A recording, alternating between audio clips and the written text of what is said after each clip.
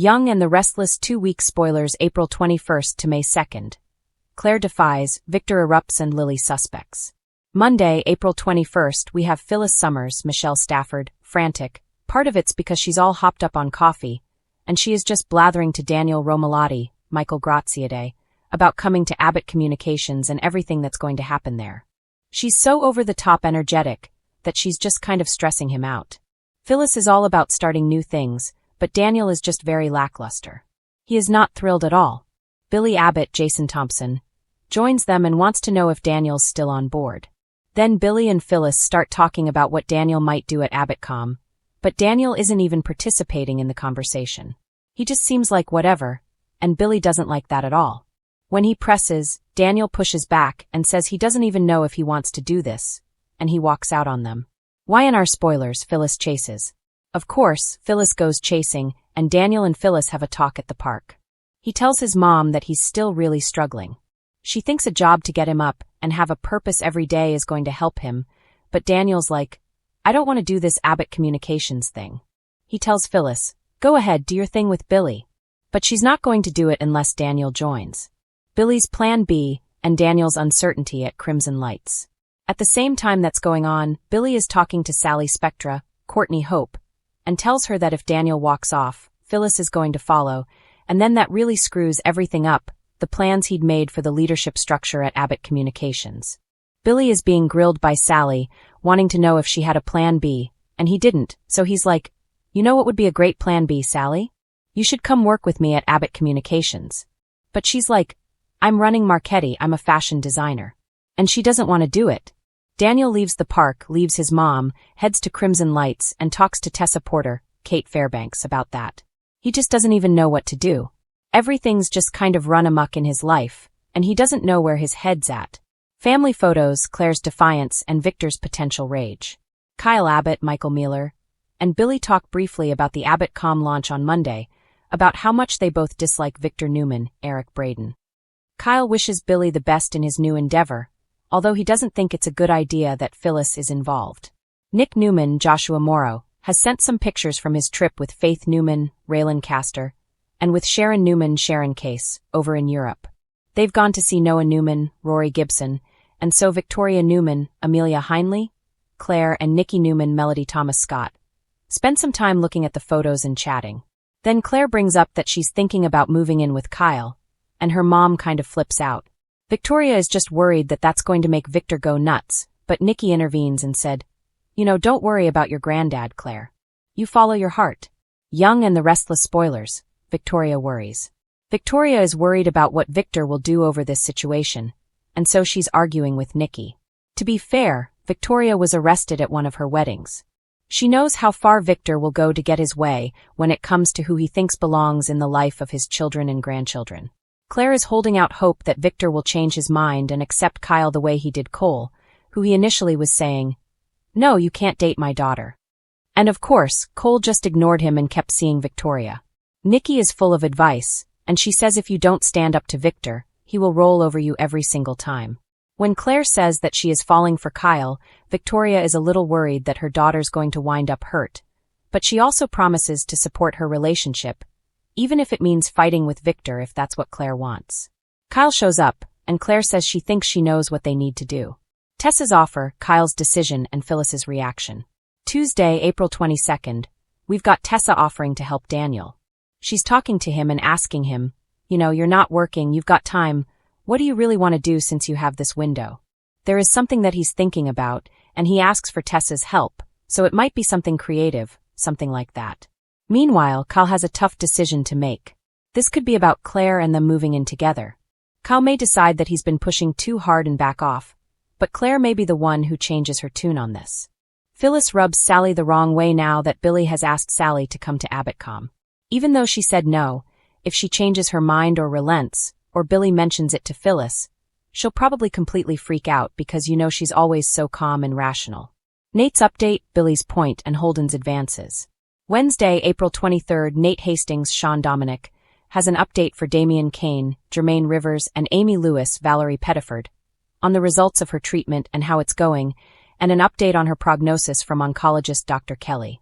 Billy goes all out to prove a point that he wants to make, and Holden Novak, Nathan Owens, is again all up on Audra Charles, Zuleika Silver, and kind of pushing the barriers.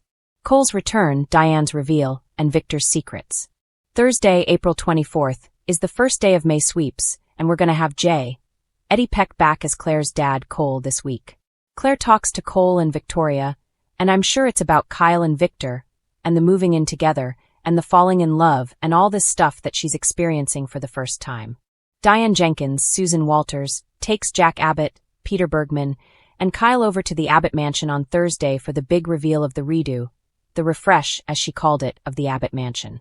Meanwhile, Victor is hiding something from Nikki, and it could be about her big birthday bash.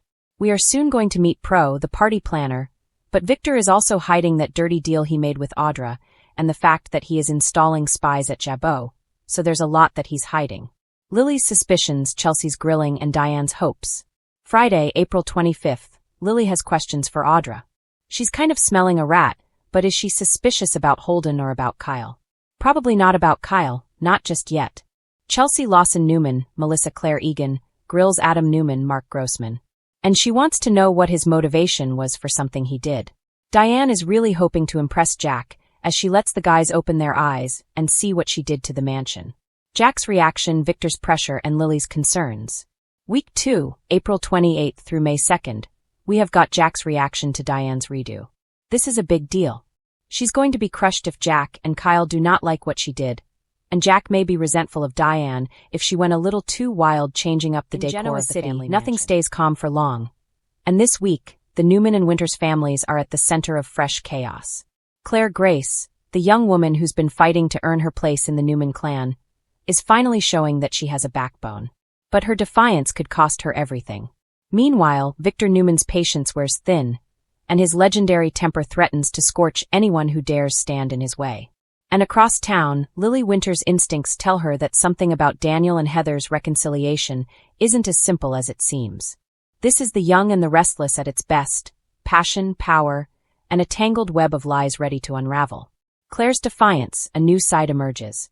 Ever since Claire Grace entered the Newman orbit, she's been walking on eggshells, careful not to step on Victor's empire-sized ego or reignite Nikki's trauma. But after weeks of keeping quiet, she's done playing nice.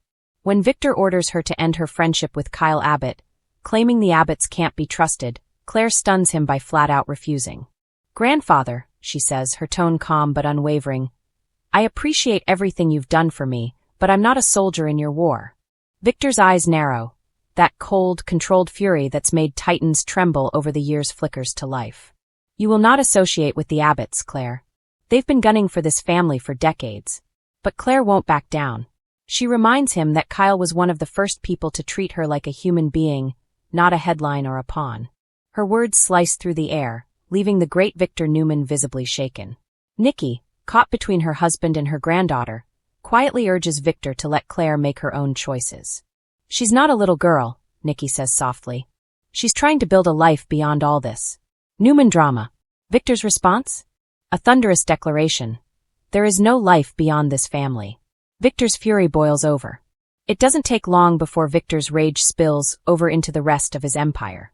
The mustache is back in full force, barking orders at Nick and Adam, accusing Victoria of going soft, and threatening to pull corporate strings no one even knew existed. His children exchange uneasy glances. They've seen this before, the storm before Victor goes nuclear. But this time feels different. This isn't business, it's personal. Victor has always prided himself on control, but Claire's defiance touches a nerve he can't ignore. She's a reminder that the Newman legacy isn't just about money or power. It's about people, choices, and forgiveness. And forgiveness is something Victor struggles to grant, even to himself. Behind closed doors, Nikki finally snaps. "You're driving her away, Victor," she warns. "You're doing to her what you did to your children." Victor pauses, his anger flickering into something that looks almost like guilt. But instead of admitting defeat, he mutters, "They all came back, didn't they?" Still, there's a glimmer of fear in his eyes. Fear that this time, the person walking away won't look back. Lily's growing suspicion. Meanwhile, over at Chancellor Winters, Lily Winters is juggling 1,000 emotions. Her breakup with Daniel was supposed to bring her clarity, but watching him grow closer to Heather Stevens again is unsettling. Not because she wants him back, but because something about Heather doesn't add up. Heather claims she's moved on from her old life, but Lily notices too many inconsistencies. Heather's work trips are secretive, her stories never quite line up, and Daniel seems distracted. When Lily overhears Heather on the phone talking about keeping things quiet until the deal closes, her suspicion kicks into overdrive. Deal? Lily wonders aloud. What deal? She confides in Devon, who warns her to tread carefully. You sure you want to go digging around in Daniel's life again? That road didn't end well last time. But Lily's intuition has never failed her before. She's determined to find out what Heather's really hiding, whether it's about business, romance, or something darker. Her first clue comes when she finds a file labeled Crimson Light's proposal sitting in Daniel's briefcase. But instead of coffee shop designs, the documents are filled with sketches for something entirely different, a new gaming project. One that's being secretly pitched to Chancellor Winter's biggest rival. If Lily's right, Daniel's been using company resources behind her back, and Heather's helping him pull it off. Crossing lines. As all this unfolds, Genoa City becomes a pressure cooker. Claire, defying Victor, begins confiding more in Kyle, and their connection deepens. But Victor, never one to let go, has his people keeping tabs. When he learns Claire's been spending time at the Abbott mansion, he erupts again, vowing to put an end to it, by any means necessary. Nikki begs him not to interfere. But Victor being Victor, he doesn't listen. Within days, word leaks that Newman Enterprises is backing a lawsuit targeting Jabot's latest product line, a direct attack on Kyle's family. Claire sees right through it. You're using your power to punish me, she tells Victor. You always say family comes first, but only when everyone obeys you. Her words leave him speechless for once. And as she walks away, the great Victor Newman feels something he rarely admits to: regret.